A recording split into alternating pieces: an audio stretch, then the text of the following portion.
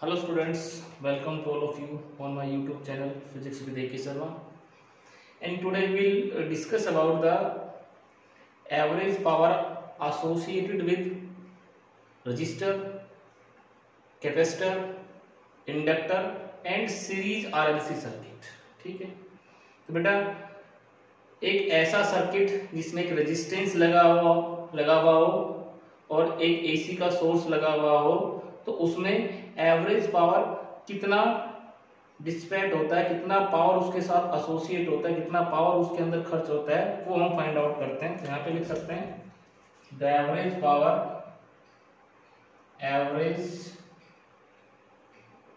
Power associated with register.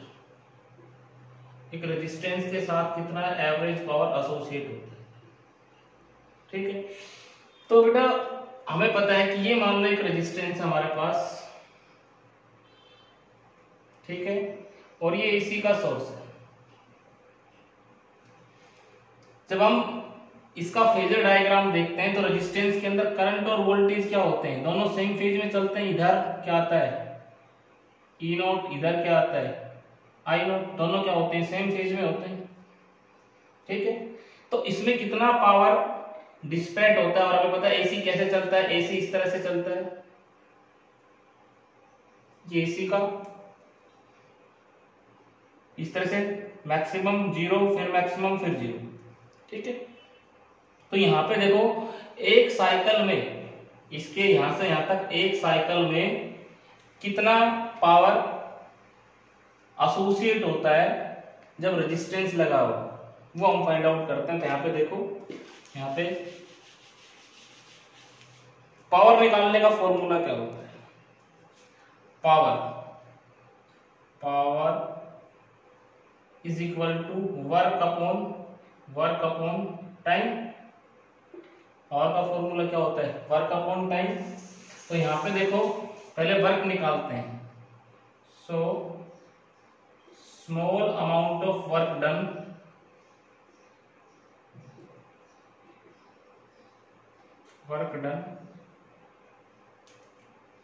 in resistor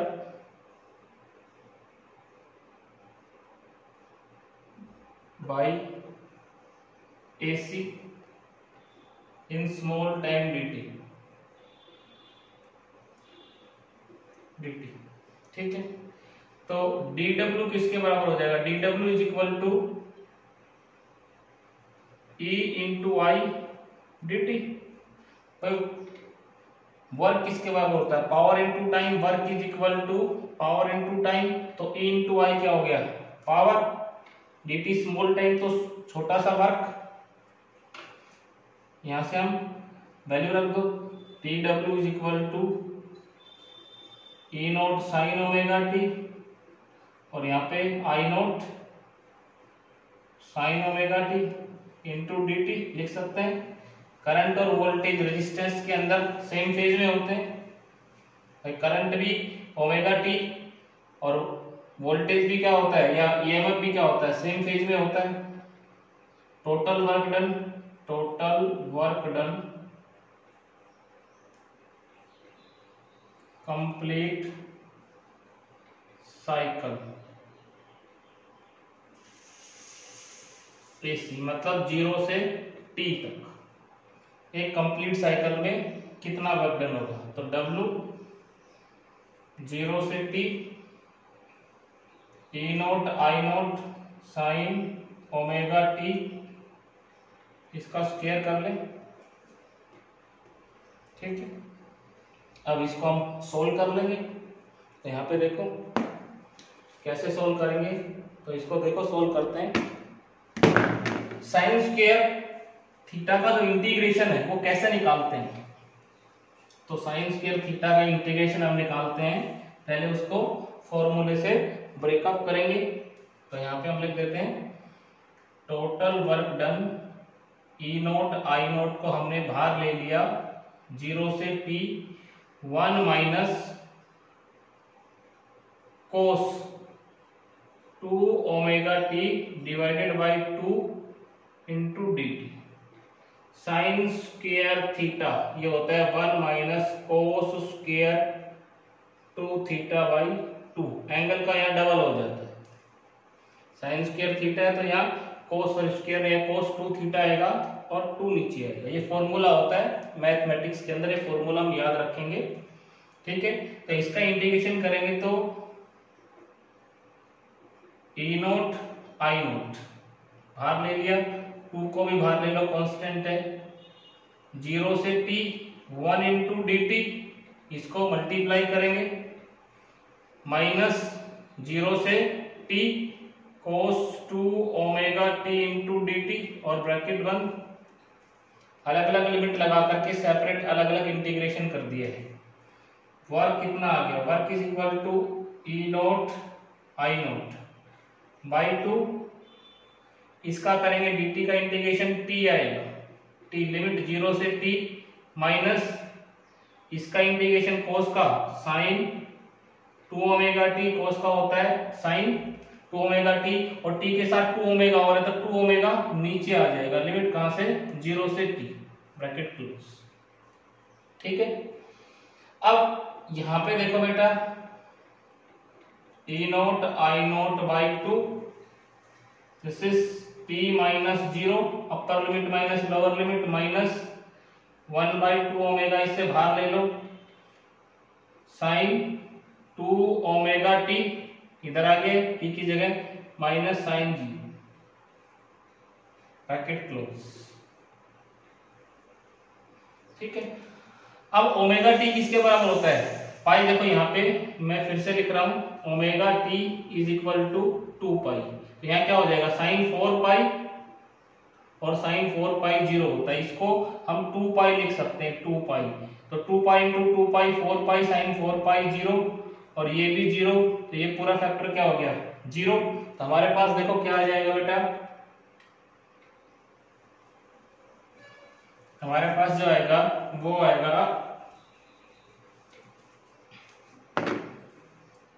W is equal to total work done, E note I note by 2 into T और पूरा factor 0। ये तो work आ गया।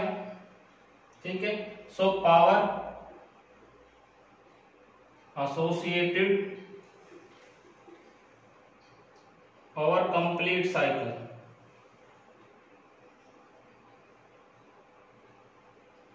Is, तो power किसके बराबर होता है, power is equal to work upon time, W upon T.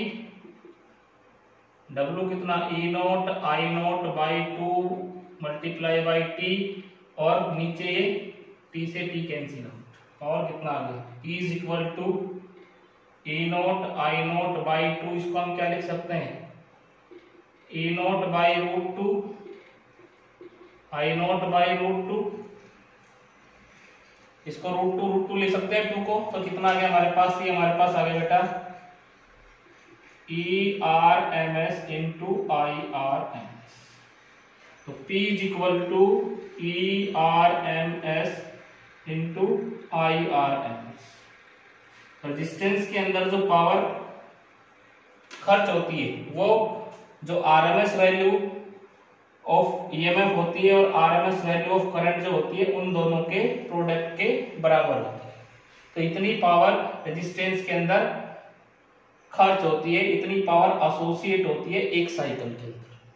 ठीक है, अब दूसरा देखो, अगर यहाँ पे क्या लगा हुआ हो, एक इंडक्टर लगा हुआ हो, एवरेज पावर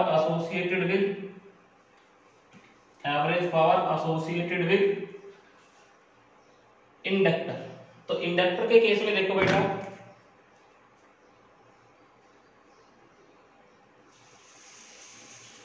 इंडक्टर, ठीक है, तो बेटा पावर का फॉर्मूला क्या होता है, power is equal to, so power is equal to work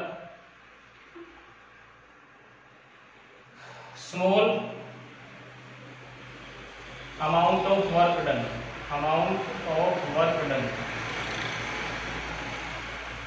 in small time dt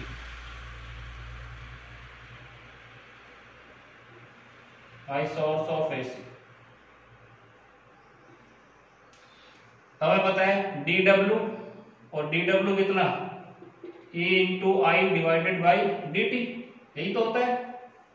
तो वर्क किसके बराबर होता है, voltage multiply by current multiply by time, this is work, power into time. अब देखो थोड़ा सा हम पीछे चलते हैं, ये मैंने एक इंडक्टर लगा दिया किसी सर्किट में, और इंडक्टर लगाया, इसके अक्रॉस एसी का सोर्स लगा दिया, ठीक है। अब यहां से देखो इसमें एसी किस तरह से चलता है, एसी इस तरह से चलता है, इस तरह से करंट जीरो से मैक्सिमम, फिर जीरो आएगा, फिर जीरो से मैक्सिमम, फिर जीरो, ये टाइम टी यहां से यहां तक, इसको वन साइकिल बोलते हैं, ये इतना वन साइकिल कहलाएगा, फिर ये दूसरा साइकिल, फिर इस तरह से आगे बढ़ता है। अब यहां से एक चीज देखो कि इसके अंदर करंट और वोल्टेज में क्या फेज रिलेशनशिप होता है। फेज रिलेशनशिप हमने देखा था कि जो करंट है वो पीछे रह जाता है किससे, वोल्टेज से, यानी कि वोल्टेज इधर ऐसे होती है ई नोट ईएमएफ, और करंट इधर रह जाता है, this is I nought, pi by 2 phase का डिफरेंस होता है। यहां पे लिख सकते हैं in inductor current lags behind voltage, इसको मिटा देते हैं बेटा, वोल्टेज बाई फेज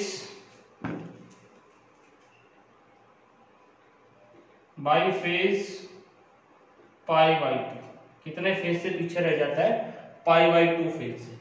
तो यहां पे देखो डी डब्ल्यू कितना आ जाएगा, ई के लिए कितना, E naught sine omega T, ये तो वोल्टेज देते हैं हम, और करंट कितना आता है हमारे पास, I note sine omega T minus pi by 2, इससे कितना पीछे, पाई बाई 2। तो देखो ये फेज होता है, ये वाला क्या होता है, फेज, जो आर्गुमेंट होता है साइन और कोसाइन फंक्शन का, उसको हम फेज बोलते हैं। तो ये फेज ओमेगा टी, ये omega T minus pi by 2, तो कितना पीछे, पाई बाई 2 फेज पीछे, करंट, ये करंट में आता है, करंट, ठीक है।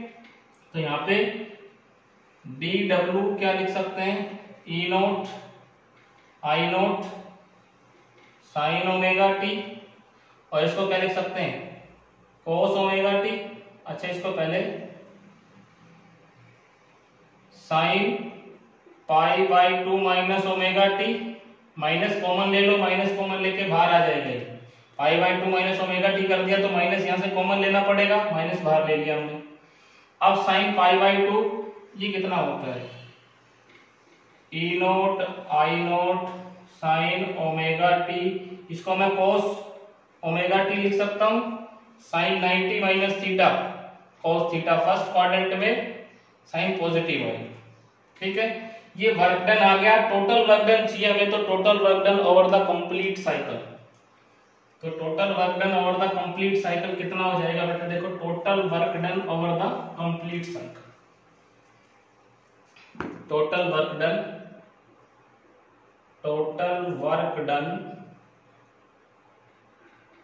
over the complete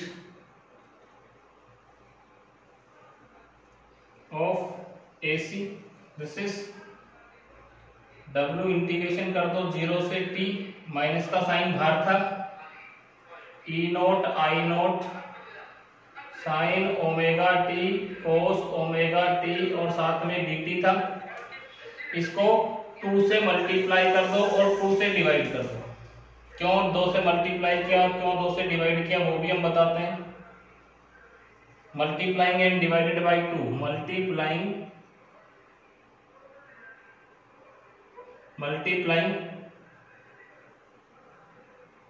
and dividing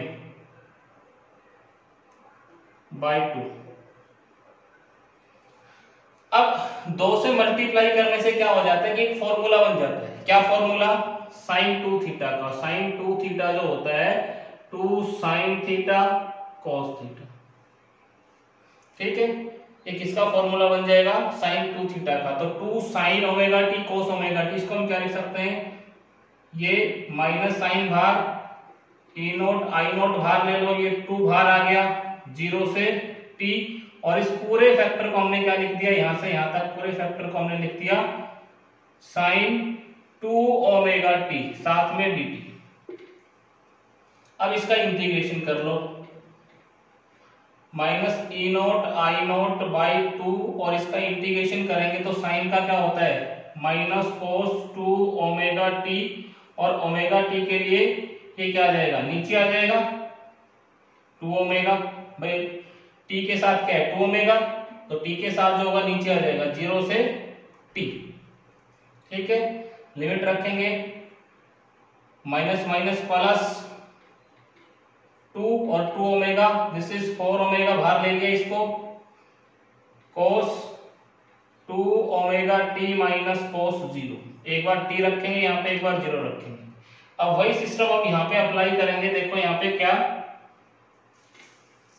omega sorry work is equal to E note I note by 4 omega, this is omega T की जगह 2 पाई रखें तो कितना हो जाएगा कोस 4 पाई माइनस कोस 0।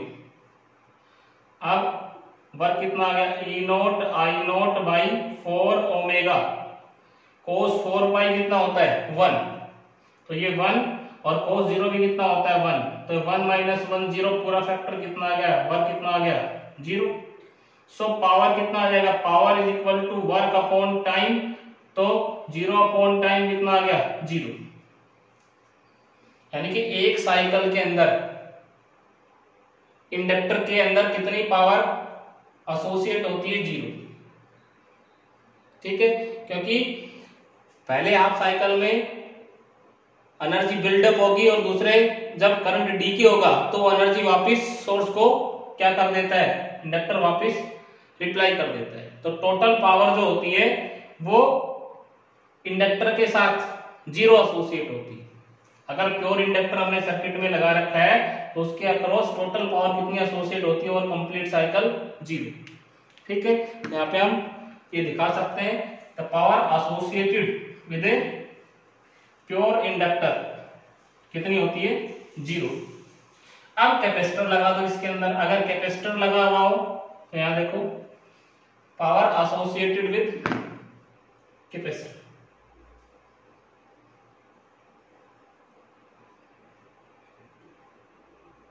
तो कैपेसिटर में भी कितनी पावर एसोसिएट होगी, देखो यहां पे small amount of work done, work done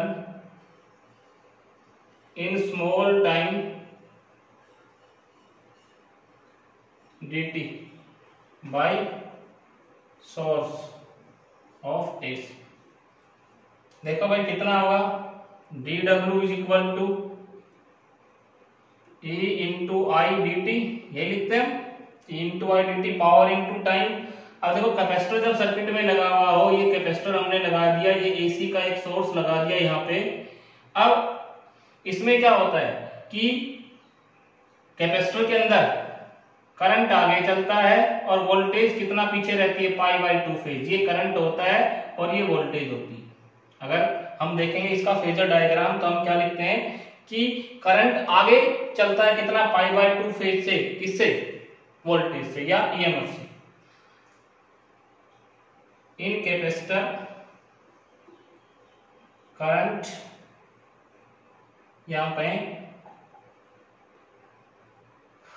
voltage lags behind current by phase,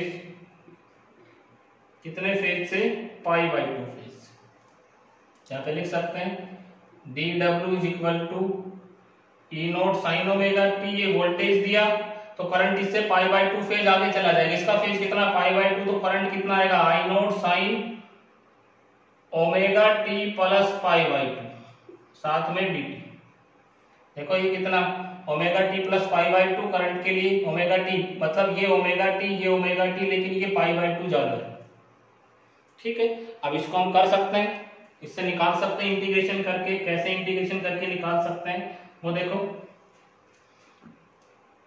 total work done in complete cycle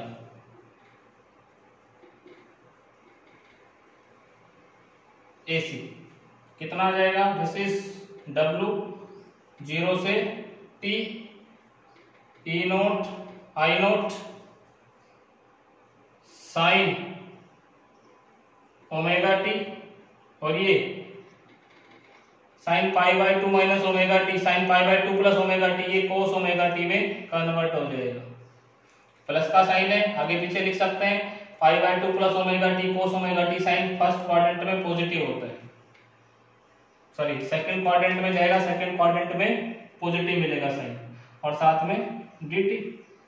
अब इसका इंटीग्रेशन करना है, इसका इंटीग्रेशन हमने पहले भी किए, sign omega T cos omega T है, 2 से मल्टीप्लाई करो, 2 से डिवाइड करो, इसको सॉल्व कर लो।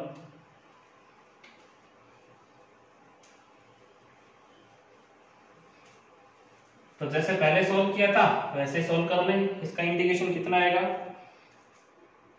W is equal to E note I naught को बाहर ले लो, 2 से मैंने मल्टीप्लाई कर दिया, 0 से t 2 sign omega T cos omega T dt, 2 से मल्टीप्लाई 2 से डिवाइड कर दिया।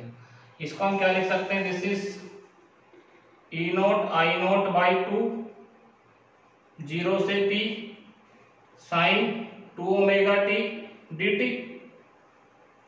ये लिख सकते हैं इसको। अब देखो वी नो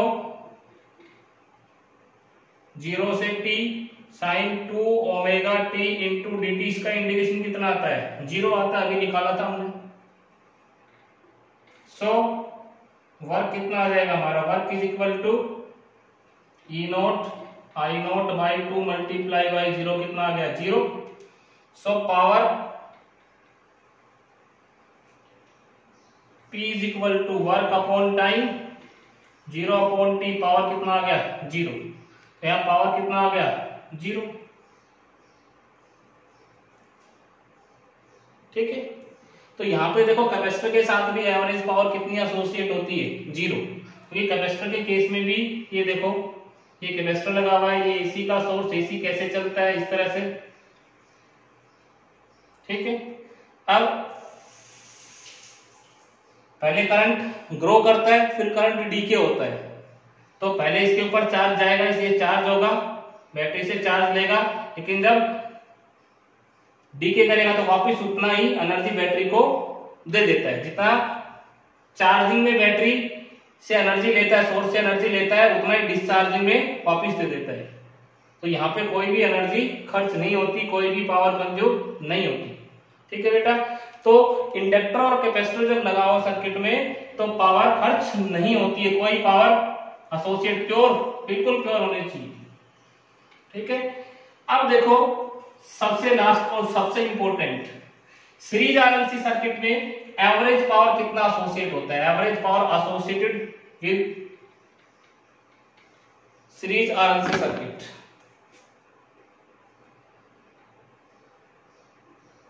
आरएलसी सर्किट।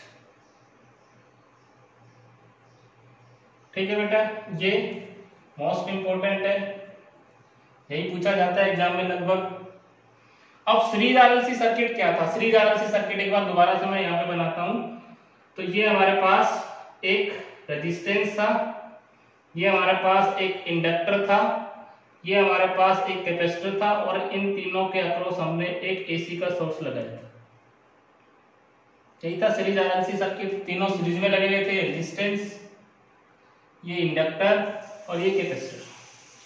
ठीक है, अब इसमें जब एसी का सोर्स लगाएंगे तो कितनी एवरेज पावर एसोसिएट होती है एक साइकिल के अंदर? तो मैं इसका यहाँ पे एक फेजर डायग्राम बनाता हूँ, अगर तुम्हें ध्यान हो तो ये इस तरह का हमारा फेजर डायग्राम आया था, इस तरह का। इधर ये फाई था, ठीक है, ये इस तरह से इस तरह का डायग्राम बना था। इधर टोटल आई ले रखा था करंट, और ये हमारा क्या आया था? दिस इज ई आया था यहाँ पे। यानी कि सीरीज आरएलसी सर्किट में वोल्टेज या ईएमएफ लीड कर जाती है करंट को कितने फेज से? 5 फेज से। यहाँ पे हम लिख सकते हैं यही लिखना है हमें।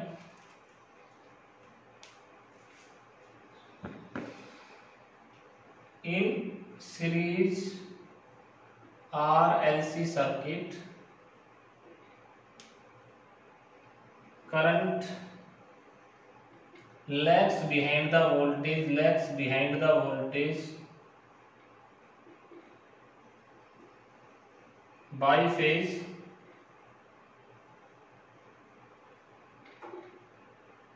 फाइव।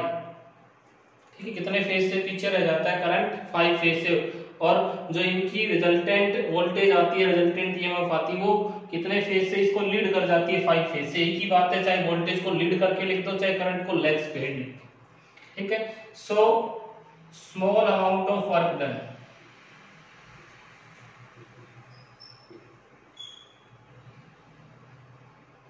बाय सोर्स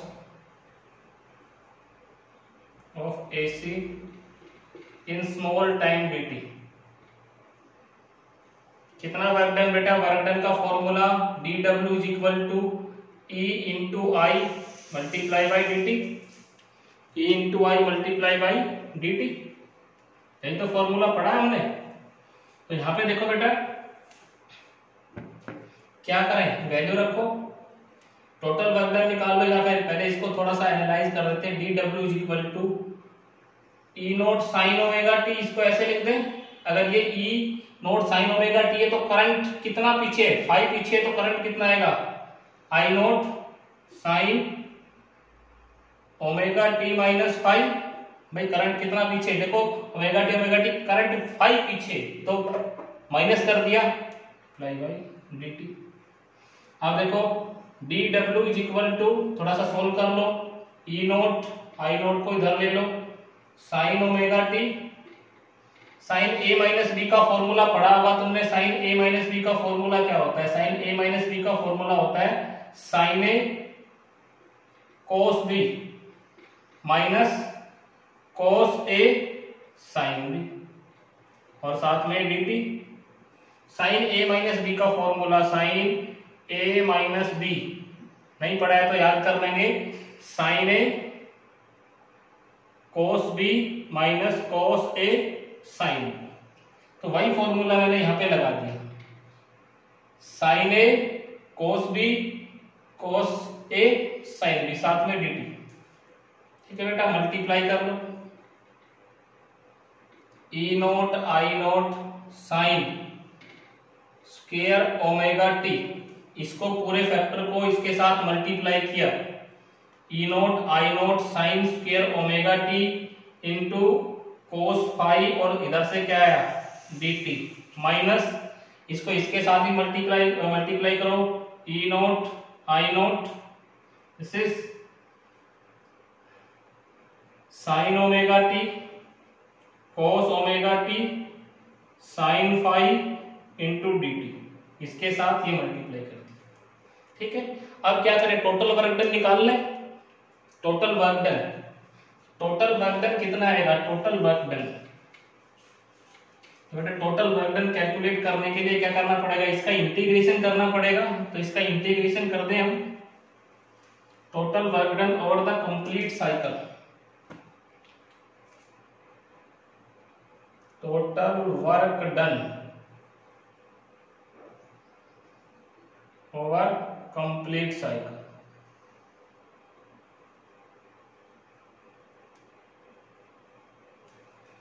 यहां पे निकाल लो बेटा इसका total work done W integration 0 से T E note I note sine square omega T cos phi dt minus, अलग अलग से इंटीग्रेशन कर दिया, 0 से T E note I note sine omega T cos omega T, और इधर साइन फाई dt। ठीक है, अब देखो यहां से E नोट आई नोट को बाहर ले लिया, 0 से T cos फाई को भी बाहर ले लो, cos फाई भी क्या है, कांस्टेंट है क्योंकि dt के रिस्पेक्ट टू इंटीग्रेशन हमारा, तो cos फाई बाहर ले लिया 0 से t, अंदर क्या बच गया sin square omega t into dt, ये फैक्टर अंदर बच गया dt, क्योंकि देखो यहां देखना है dt है तो जिसमें t है उसी का इंटीग्रेशन होगा, उसके अलावा सारी चीजें बाहर आ जाएंगी, आई नोट ई नोट और cos फाई बाहर आ गया, माइनस इसको देखो यहां पे मैं 2 से मल्टीप्लाई कर दूं और 2 से डिवाइड कर दूं, 2 से मल्टीप्लाई और 2 से डिवाइड करने पे क्या बना, ये तो फॉर्मूला बन जाएगा हमारा 2 sin omega T, sorry 2 sin omega T cos omega T क्या होता है sin 2 ओमेगा टी, तो ये ई नोट आई नोट बाई 2, ये और साथ में sin फाई बाहर आ गया, अंदर क्या बच गया 0 से t, इसको हम क्या लिख सकते हैं, इस पूरे को क्या लिख सकते हैं, यहां से यहां तक को क्या लिख सकते हैं बेटा, यहां से यहां तक को हम लिख सकते हैं sin 2 omega T, 2 omega T और साथ में क्या dt, ठीक है। अब देखो इसका इंटीग्रेशन हमें पता है, इसका इंटीग्रेशन हमें पता है, देखो we know that on solving 0 से t sin square omega t dt, इसका इंटीग्रेशन करेंगे तो ये हमारे पास आएगा t बाई 2, इसका इंटीग्रेशन सोल्व करेंगे तो ये हमारे पास t बाई 2 आता है, एंड 0 से t sin 2 omega t into dt, इसका इंटीग्रेशन बेटा 0 आता है, पहले क्या हुआ है अभी दो पढ़े थे हमने कैपेसिटर और इंडक्टर के केस में इसका इंटीग्रेशन 0 आता है और रेजिस्टेंस के केस में इसका इंटीग्रेशन t बाई 2, निकाल करके करना है निकाल करके कर सकते हो, डायरेक्टली लिख करके करना है डायरेक्टली लिख करके कर सकते हो, ठीक है। इसमें टाइम कम लगेगा तो डायरेक्टली हम यहाँ पुट कर सकते हैं। सो वर्क डन कितना हो जाएगा, put these value in above equation, ये दोनों वैल्यूज किसमें, ऊपर वाली इसकी यहां वैल्यू रख दो, इसकी यहां वैल्यू रख दो, तो यहां पे ये वैल्यू रखने पे क्या आएगा हमारे पास, देखो बेटा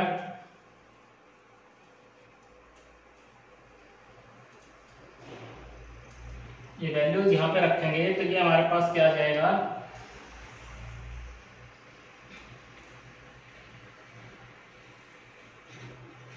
यहाँ पे